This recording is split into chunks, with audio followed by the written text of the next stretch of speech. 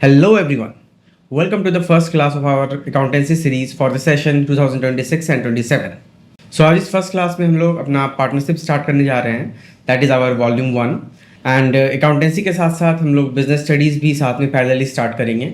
I believe week में आपको 2 videos for accountancy and 1 videos for business studies definitely मिलेगा. तो अगर आप इस चैनल पे नए हैं तो do subscribe my channel and अगर आपको ये वीडियो पसंद आए, कंटेंट समझ में आए तो ऑल्सो लाइक दिस वीडियो. तो चलिए स्टार्ट करते हैं आज की क्लास. Let's begin. तो चलिए स्टार्ट करते हैं हमारी फर्स्ट क्लास. तो एज यू ऑल नो कि हमारा इस बार अकाउंटेंसी में 3 बुक्स है, 3 वॉल्यूम है बेसिकली. वॉल्यूम 1 में हम लोग पढ़ेंगे पार्टनरशिप, वॉल्यूम 2 में companies accounts that is mainly related to issue of share and debentures, और वॉल्यूम 3 में हमारा फाइनेंशियल स्टेटमेंट एनालिसिस से रिलेटेड है, जिसमें कि हम लोग cash flow statement, ratio analysis और बेसिक जो फाइनेंशियल स्टेटमेंट को एनालिसिस करते हैं हम लोग, उसको हम लोग समझेंगे कि कैसे कैसे हम लोग करते हैं. ठीक है, तो चलिए स्टार्ट करते हैं आज हम लोग volume 1 that is our partnership. तो आज का जो हमारा टॉपिक है that is partnership fundamentals. And जितने भी पार्टनरशिप के थियोरेटिकल कंसेप्ट हैं हम लोग कोशिश करेंगे कि आज उस थियोरेटिकल कंसेप्ट को पूरी अच्छी तरह से समझ लेते हैं.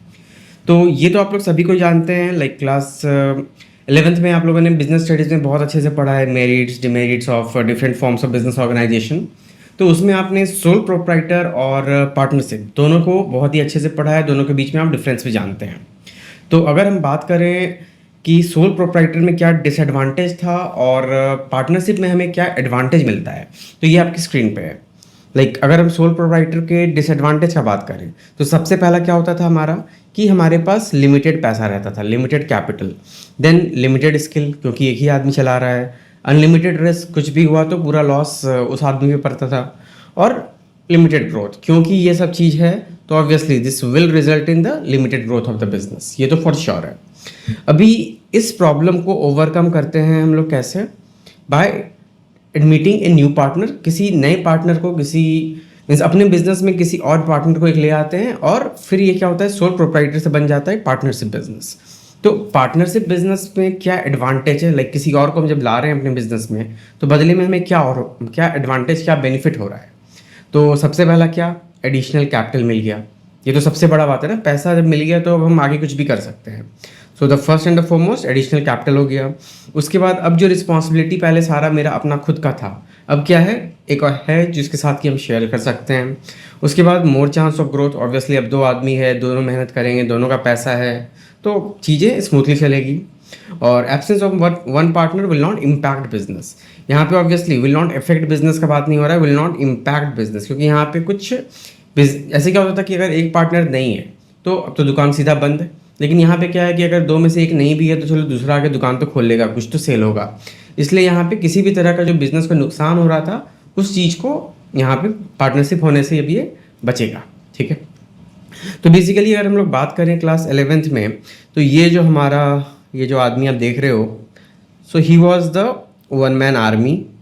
ये सब कुछ करता था, 1 मैन आर्मी. और यहाँ पे अब क्या हो रहा है, अब सब लोग मिलके हैं और सब मिलके साथ में बिजनेस कर रहे हैं. So this is what we called partnership. तो सोल प्रोप्राइटर बिजनेस में हम लोग कैसे अकाउंटिंग करते हैं ये तो आप लोग जान ही गए हैं, like journal, ledger, trial balance, trading, PL, और उसको डायरेक्टली हम लोग बैलेंस शीट बनाते हैं जो हमने 11 में पढ़ा था, final accounts with and without adjustment. ठीक है, तो वही चीज़ अब हम लोग को सेम करना है पार्टनरशिप के लिए. तो ओनली थिंग इज़ कि हम लोग अब जर्नल, लेजर, ट्रायल बैलेंस और ट्रेडिंग, पीएल बना के अपना दिमाग नहीं खराब करेंगे. अब हम लोग डायरेक्टली उसके आगे बढ़ेंगे. ठीक है, क्योंकि पीएल तक तो सब कुछ सेम ही रहता है, जनरली सब कुछ सेम ही रहता है. जैसे कि पीएल पूरे बिजनेस का बनता है वो बनेगा ही, लेकिन पीएल के बाद हम लोग पहले क्या करते थे, नेट प्रॉफिट को डायरेक्टली ऐड करते थे कैपिटल में, और अगर कुछ लॉस हुआ तो उसको लेस कर देते थे. जो भी ड्राइंग्स होता था ओनर का उसको भी कैपिटल से लेस करते थे द बैलेंस शीट. लेकिन अब क्योंकि यहाँ पे मल्टीपल ओनर हैं तो सिनेरियो थोड़ा तो चेंज होगा, उनके बीच का कुछ तो टीएनसीज होगा. तो उसको हम लोग कैसे करते हैं चलिए समझते हैं आगे. तो अब है हमारा meaning and features of partnership. तो अगर हम बात करें मीनिंग, फीचर्स, ये सब का, तो यहाँ पे क्लियरली लिखा है दैट अकॉर्डिंग टू सेक्शन 4. अब यहाँ पे देखो सेक्शन इंपॉर्टेंट है ये वाला, इसको याद रखना. ठीक है, क्योंकि एग्जाम में काम आता है. According to section 4 of the Indian partnership act 1932, ये हम लोग को ऑलरेडी पता है, partnership is a relation between 2 or more person who have agreed to share the profit of the business carried on by all or any one of them acting for all. ठीक है। हमने types of partnership पढ़ा था class 11th में, वही concept है, like active partner, sleeping partner. तो जरूरी नहीं है कि सारे बिजनेस पार्टनर को एकदम आना ही है बिजनेस पे, प्लेस ऑफ बिजनेस पे। अगर कुछ लोग हैं जो पैसा लगा के छोड़ दिए हैं, बदले में दूसरे मैनेज कर रहे हैं, जस्ट लाइक स्लीपिंग पार्टनर, तो वो भी चलता है, ठीक है। तो वही चीज़ यहाँ पे कह रहा है कि partnership is a relation between two और मोर पर्सन्स। कम से कम दो तो होना ही चाहिए, उसके बाद उससे ज़्यादा भी है तो कोई दिक्कत नहीं है। Who have agreed to share the profit of the business carried on by all, सारे मिलके करें, या कोई एक भी कर रहा है सारे के बदले में तो चलेगा, ठीक है। और बीच में ऑब्वियसली 5 पार्टनर है, उसमें अगर 3 कर रहा है, 4 कर रहा है, तो उसमें कोई दिक्कत नहीं है, ठीक है। तो बेसिकली अब यहाँ पे क्वेश्चन अराइज होता है कि who can be the partner, who can be a partner in A firm. तो अब फर्म क्या हुआ, लाइक हम लोग सोल प्रोप्राइटर में बिजनेस को क्या बोलते थे, लाइक जनरल एक शॉप जो है, दुकान है, इसके आगे हम लोग लिखते थे मेजर्स, दैट इज M/S करके जो भी नाम होता था दुकान का वो लिख देते थे। उसी तरह से अब यहाँ पे फर्म क्या है, दो पार्टनर जो यहाँ मिलकर बिजनेस चला रहे हैं उसको हम लोग साथ में together will call it as firm, ठीक है। So now who can be a partner, first question. तो इसका सबसे पहला आंसर क्या हो जाएगा, like anyone can be partner except, इसमें कुछ एक्सेप्शंस हैं, सिर्फ ये लोग हैं जो कि पार्टनर्स नहीं हो सकते हैं, इसके अलावा हर कोई पार्टनर बन सकता है। एक्सेप्शन में क्या आ जाएगा आपका, सबसे पहला माइनर जो है पार्टनर नहीं बन सकता है। हाँ, ये एक एक्सेप्शन है इसमें कि minor can be admitted to the firm only for the benefit, मतलब अगर प्रॉफिट हो रहा है तो माइनर को प्रॉफिट में हिस्सा मिलेगा, लेकिन अगर कोई लॉस हो रहा है, कोई लाइबिलिटी अराइज हो रहा है, तो minor is not responsible for that. ये एक एक्सेप्शन है। उसके अलावा माइनर को भी जो है मतलब फुल फ्लेजेड पार्टनर नहीं बनाया जा सकता है। दूसरा क्या हो जाएगा, पर्सन ऑफ अनसाउंड माइंड, मतलब who is not capable of thinking, जो सही से डिसीजन नहीं ले सकता है, रैशनल वे में सोच नहीं सकता है, उसको हम लोग पार्टनरशिप में मीन्स पार्टनरशिप एक्ट के अकॉर्डिंग हम लोग उसको पार्टनर नहीं बना सकते हैं। And lastly the person who is disqualified by law,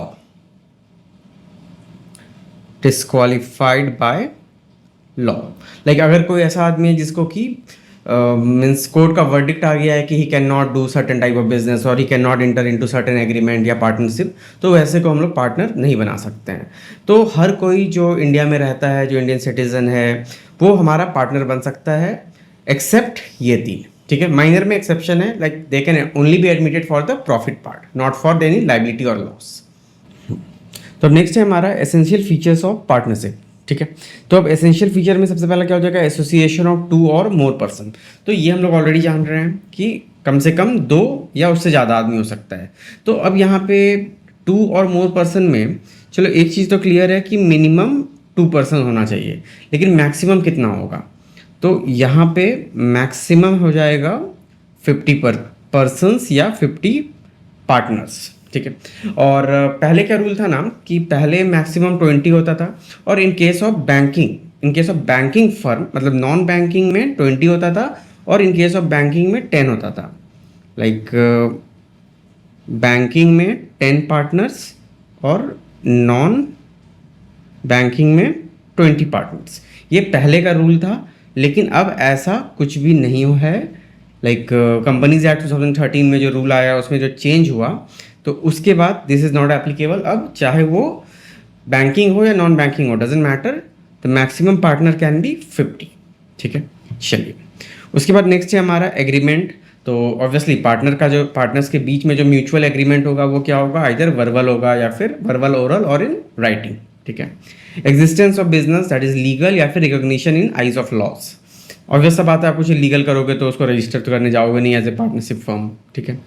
कोई भी बिजनेस, अब क्योंकि पार्टनरशिप यहाँ पे पार्टनरशिप फॉर्म ऑफ बिजनेस भी एक तरह का बिजनेस ही है, फॉर्म्स ऑफ बिजनेस ऑर्गेनाइजेशन में ही आता है, तो प्रॉफिट मोटिव होना तो जायज़ सी बात है।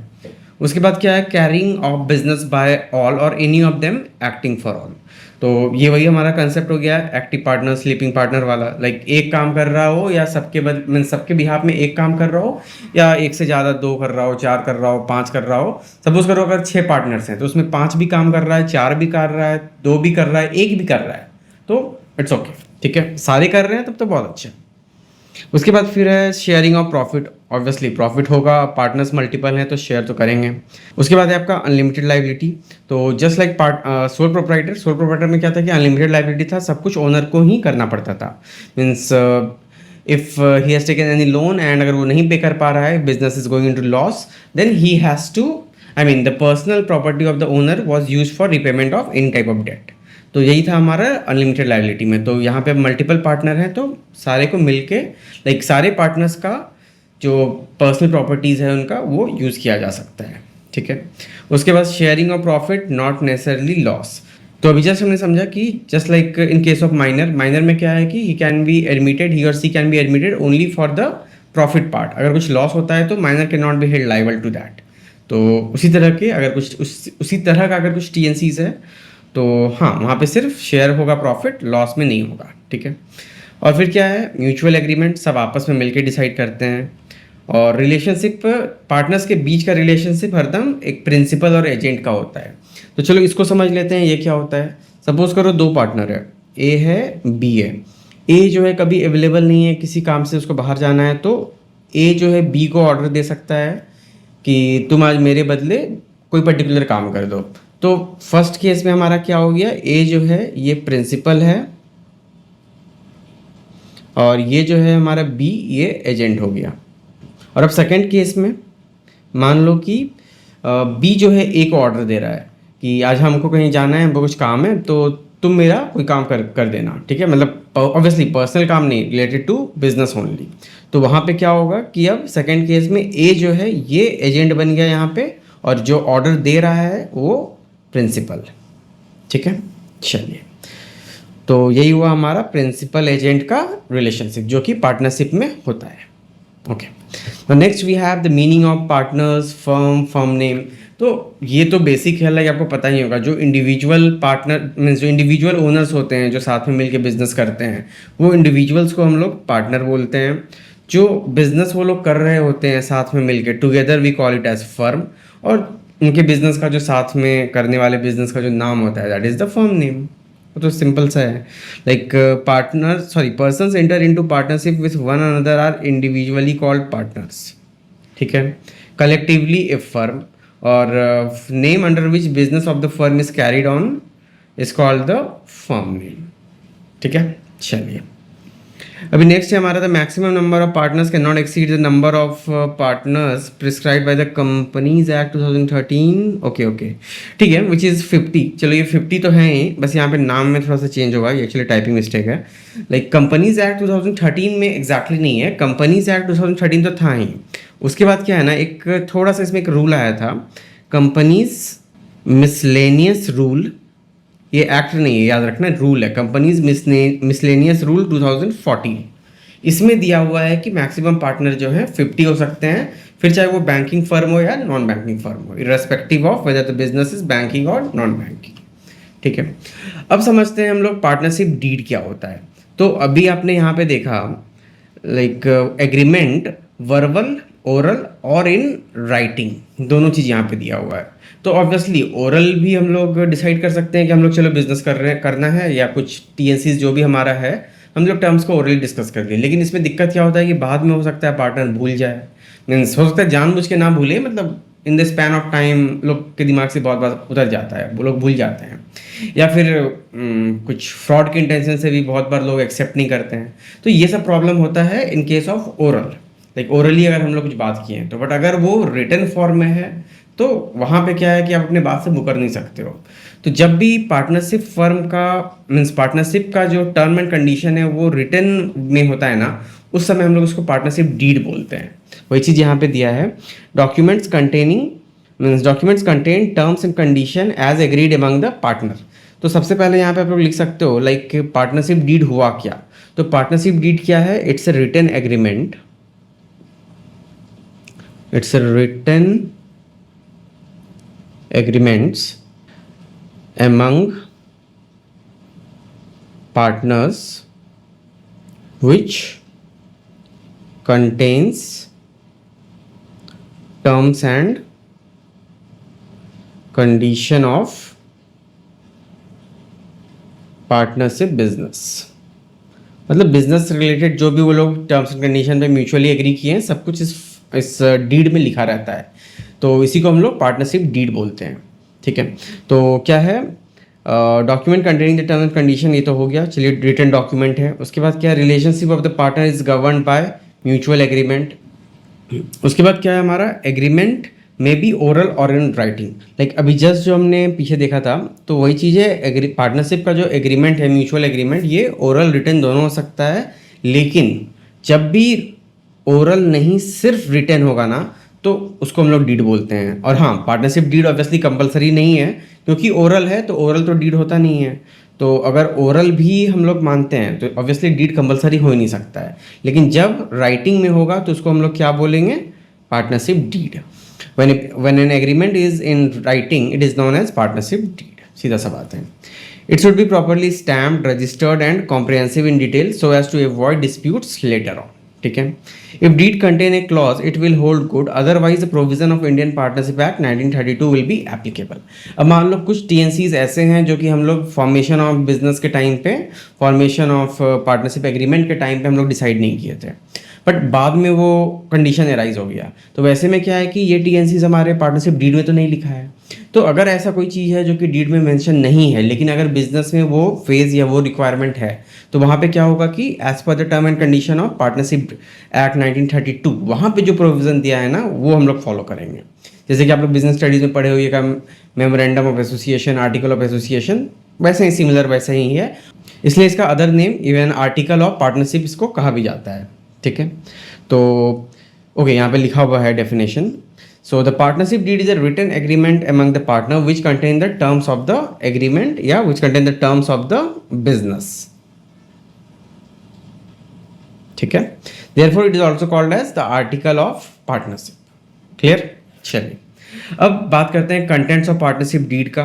तो ये तो कॉमन सा चीज़ है कि जब भी दो पार्टनर के बीच में एग्रीमेंट हो रहा है, तो उस डीड में या उस एग्रीमेंट में क्या क्या लिखा रहेगा। ऑब्वियसली पार्टनर का नाम रहेगा, उनका एड्रेस ऑफ द फर्म रहेगा, एज वेल एज पार्टनर कहाँ रह रहे हैं वो लोग, name and address of the partners हो गया, हाँ अच्छा, address of the firm as well as partner, name and address of the partner, nature and place of business. Like हम लोग आज तक जितना भी ऑर्गेनाइजेशन के बारे में पढ़े हैं, हम लोग उसका हेडक्वार्टर्स का नाम पढ़ते हैं, चाहे सोशल स्टडीज़ में पढ़ें, इकोनॉमिक्स में पढ़ें, बिजनेस स्टडीज़ में पढ़ें। तो क्यों पढ़ते हैं? क्योंकि ये एक प्लेस ऑफ बिजनेस का जो रजिस्टर्ड हेडक्वार्टर होता है ना, वो इंपॉर्टेंट होता है, इसलिए। फिर क्या है, duration if any for a partnership. Many times क्या होता है, पार्टनरशिप एक लिमिटेड पीरियड के लिए होता है, तो वैसे में ड्यूरेशन भी मेंशन होता है। और हाँ, capital contributed by each partner. ठीक है, उसके बाद interest on capital, interest on drawings, profit and loss का जो लोग शेयरिंग करेंगे उसका रेशियो, इंटरेस्ट ऑन लोन, मतलब अगर यहाँ पे पार्टनर फर्म को लोन दे रहा है तो क्या रेट ऑफ इंटरेस्ट पे उसको इंटरेस्ट मिलेगा, या अगर नहीं ले रहा है तो फिर वही provision of partnership act 1982 applicable हो जाएगा। उसके बाद पार्टनर का सैलरी, कमीशन, ये सब कुछ है। फिर क्या है, हम लोग फर्म का जो गुडविल का वैल्यूएशन करेंगे उसका क्या मेथड्स है, कैसे हम लोग एसेट पे डेप्रिसिएशन ये सब लगाएंगे, मतलब जितना भी चीज़ है ना, सब कुछ पार्टनरशिप डीड में दिया रहता है। तो देख सकते हो आप, लाइक अकाउंटिंग पीरियड का क्या ड्यूरेशन होगा, rights and duties of the partner, how decisions are taken if some partners become insolvent, opening of bank account whether it's in the name of the firm और partner. तो ये सब decisions जो है सब कुछ आपके पार्टनरशिप डीड में रहता है। Now coming to the if you look at this from the examination point of view, तो देखो आपको 3-4 याद रखना है, ज़्यादा नहीं। तो name of the firm, place of business of firm, name of the partner, address of the partner, profit sharing ratio, their remuneration, फिर आपका capital contributed by each partner, profit sharing ratio, duties and responsibilities of partner. तो ये सब चीज़ जो है common है, ये सब आप लिख सकते हो। बाकी ये सब एक्स्ट्रा का इतना याद करने का, रटने का जरूरत नहीं है। ठीक है, चलो। तो बेनिफिट ऑफ पार्टनरशिप डीड क्या होगा, लाइक यहाँ पे तो ऑब्वियसली लिखा है, बट आप खुद से भी सोच सकते हो कि अब हर चीज़ रिटन में है, तो no future disputes, no discussion, और कोई भी कॉन्फ्लिक्ट एराइज नहीं होगा। सबसे मेन चीज़ तो यही है। तो it regulates right, duties and liabilities of each partners. It helps to avoid misunderstanding among the partner because all the terms and condition of the partnership has been laid down before in hand in the deed. Deed में सब कुछ लिखा रहता है। Any dispute among the partner में be settled easily as a deed में be readily referred to. कुछ भी हुआ तो अपना डीड में हम लोग रेफर कर लिए। तो अब जो हम लोग यहाँ पे अभी तक बात कर रहे थे कि अगर पार्टनरशिप डीड में कुछ नहीं लिखा है तो उसका क्या करना है। तो बस यही वो समय है जब हम लोग समझेंगे like rule applicable in the absence of partnership deed. अब यहाँ पे क्या होगा, provision of Indian partnership act 1932 will be applicable. तो क्या हुआ है कि अगर कुछ नहीं लिखा है डीड में तो no salary to any partner, no interest on capital, no interest on drawing. लेकिन हाँ, अगर कोई पार्टनर लोन दिया है तो उसको 6% पर एनम के हिसाब से इंटरेस्ट ऑन लोन तो मिलेगा, ठीक है। उसके बाद क्या है, profit and loss that will be shared equally, मतलब कि जितने भी पार्टनर हैं उनका रेशियो 1:1:1, 3 है तो 1, 4 है तो 1:1:1, इस तरह से हो जाएगा, ठीक है। उसके बाद क्या है, नो न्यू पार्टनर, ये भी हो गया। उसके बाद no new partner can be admitted without the consent of all the partner. Generally क्या होता है ना, हम लोग कहते हैं मेजॉरिटी विंस। अगर 51% लोग एग्री कर रहे हैं तो हम लोग उस चीज़ को मान लेते हैं, but in case of admission of partner यहाँ पे 100% मेजॉरिटी होना चाहिए। अगर 10 आदमी है, 10 पार्टनर है तो 10 का 10 एग्री करेंगे तभी कोई 11वां आएगा, नहीं तो नहीं आ सकता है। उसके बाद नेक्स्ट है हमारा powers of partners in A firm. तो ऑब्वियसली यहाँ पे दो चीज़ है, एक है हमारा इम्प्लाइड पावर, दूसरा है non implied power. Implied power मतलब दैट इज ऑब्वियसली उसको वो पावर मिला है, कहीं लिखा हो या ना लिखा हो। और नॉन इम्प्लाइड पावर मतलब कि ये जनरली नहीं होता है, बट क्योंकि लिखा है तो चलो होगा, ठीक है। तो इम्प्लाइड में क्या है, ऑब्वियसली बिजनेस कर रहा है तो buying and selling of goods. उसके बाद receiving payments on behalf of the firm and give a valid receipt, drawings cheque, accepting or endorsing bill of exchange, promissory note in the name of the firm, borrowing money with or without pledging stock in trade, engaging servants for businesses।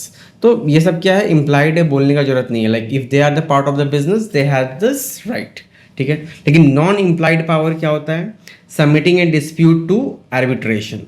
अब ये क्या है, non implied है, मतलब ये partners तभी कर सकते हैं if they have mentioned these things in the deed, otherwise ये कोई मतलब फॉर ग्रांटेड पहले से दिया हुआ राइट नहीं है।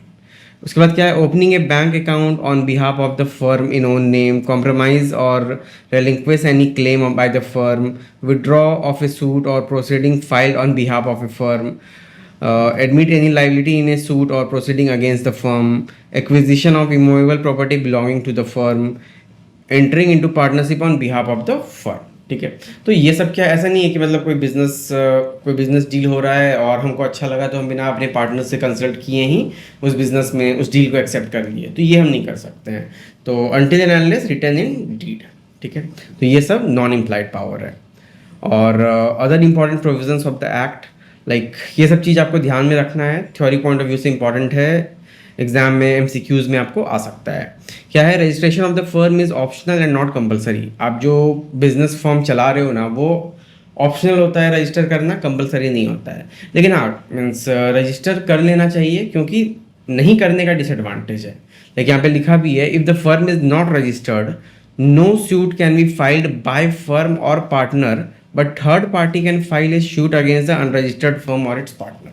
मतलब अगर कुछ इशू होता है, मान लो किसी कस्टमर से कुछ डिस्प्यूट हो गया, तो कस्टमर्स जो है केस कर सकता है मेरे पे, लेकिन फर्म एज ए फर्म हम जो है उस कस्टमर पे कोई केस वेस नहीं कर सकते हैं अगर हम रजिस्टर्ड नहीं हैं तो। इसलिए पार्टनरशिप जो है, मतलब फर्म को रजिस्टर्ड करा ही लेना चाहिए, सो दैट आप भी लीगली स्ट्रांग रहो। बस यही एक चीज़ है, अदरवाइज और कुछ खास अंतर नहीं पड़ता है, ठीक है। फिर क्या है, with the consent of all the partner a minor can be admitted to the benefit of the partner. यहाँ पे यही चीज़ हम लोग पहले भी डिस्कस किए, only for the benefit of the partnership. मतलब अगर कुछ लॉस होता है तो minor can not be held liable, ठीक है। The person may be admitted और retired as a partner with the consent of all including himself, मतलब वो खुद भी ऐसा चाहता है तभी, और in accordance with an expressed agreement among the partner. अब एक्सप्रेस्ड एग्रीमेंट क्या हुआ, मतलब 10 ईयर फिक्स्ड है या रिटायरमेंट का एज फिक्स है, तो ये सब क्या है पहले से क्लियर रहता है, वही चीज़ है। उसके बाद एक firm is dissolve on death of the partner unless otherwise agreed. अब मान लो कोई पार्टनर ना रहे तो ऐसा नहीं है कि वो फर्म जो डिजॉल्व हो जाएगा। हाँ, अगर एग्रीमेंट में पहले से है तो हो जाएगा, अदरवाइज क्या है, जो पार्टनर का डेथ हुआ उनका जो भी अमाउंट बनता है वो उनके लीगल हेयर्स को सेटल कर दिया जाएगा और फर्म जो है अपना आगे कंटिन्यू करेगा बिजनेस को। तो यही सब जो है कुछ मेन थ्योरीज थे जो आपको पता होना चाहिए, ये सब एग्जाम पॉइंट ऑफ व्यू से भी इम्पॉर्टेंट है। तो अब इसके बाद हम लोग चलिए थोड़ा प्रैक्टिकल देख लेते हैं। प्रैक्टिकल इन द सेंस कि हम लोग जो अब अकाउंटिंग करेंगे पार्टनरशिप फर्म का, पार्टनरशिप बिजनेस का, तो वो कैसे करेंगे, उसके लिए हमको कौन कौन सा अकाउंट्स बनाना पड़ेगा, तो वो सब चीज़ को हम लोग समझेंगे। बट आज नहीं, अब हम लोग कल समझेंगे इस चीज़ को, आई मीन नेक्स्ट वीडियो में समझेंगे। तो आज के लिए बस इतना ही था। आई बिलीव कि आप लोग को सारा थियोरटिकल कंसेप्ट क्लियर हो गया होगा, और नेक्स्ट क्लास में हम लोग स्टार्ट करेंगे हमारा जो भी न्यूमेरिकल बेस्ड क्वेश्चन है या जो भी प्रैक्टिकल सम्स है। ठीक है, तो see you all guys in the next class. Till then keep learning and keep practicing. Thank you and thanks for watching.